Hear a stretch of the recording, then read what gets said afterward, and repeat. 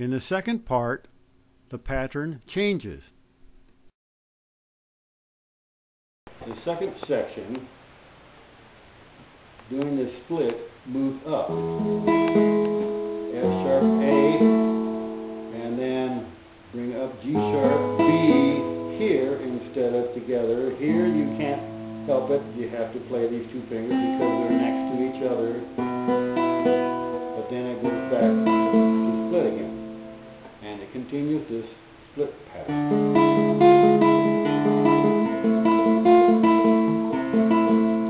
Now on the repeat,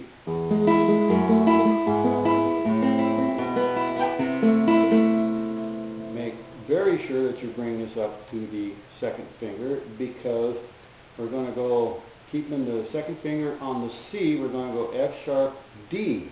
Now might be a little awkward for some of you, but over here we're going to split the finger. Now I know we're breaking the rule that when you split a finger you split a string, but in this case we're going to use these two fingers splitting because we have the E that we have to apoyado on the top and it comes out.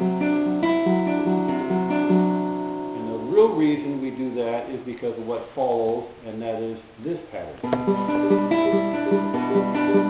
which is right. Then it continues.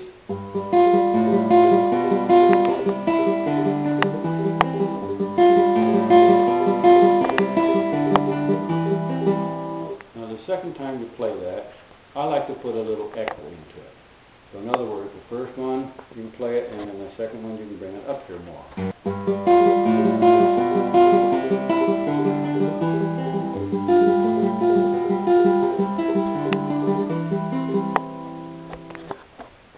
Now this goes to A, C, and F, and most people play it this way, and then G, C,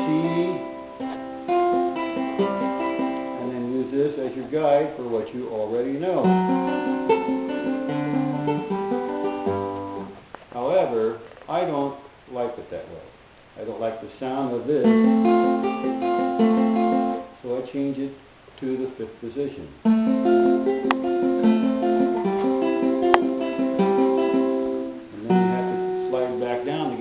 But it sounds so much better. So it's up to you. You can do either way.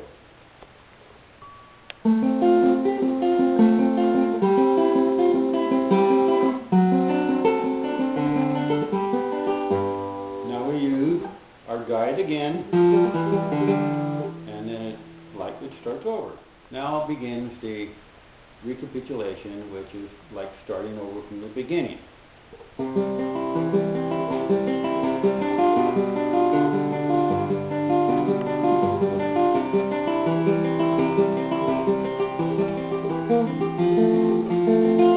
Only it takes the second part, which we've already discussed, and then it begins a whole new thing.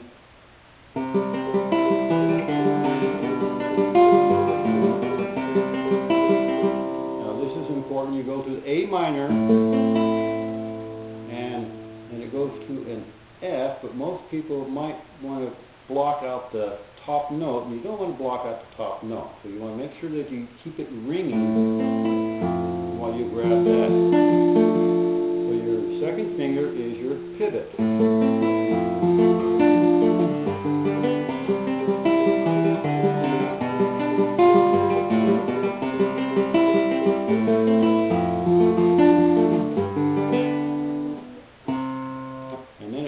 Into the whole last sequence.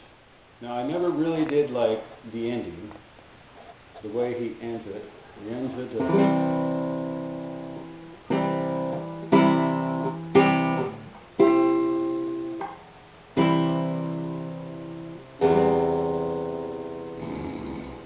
very boring, just terrible.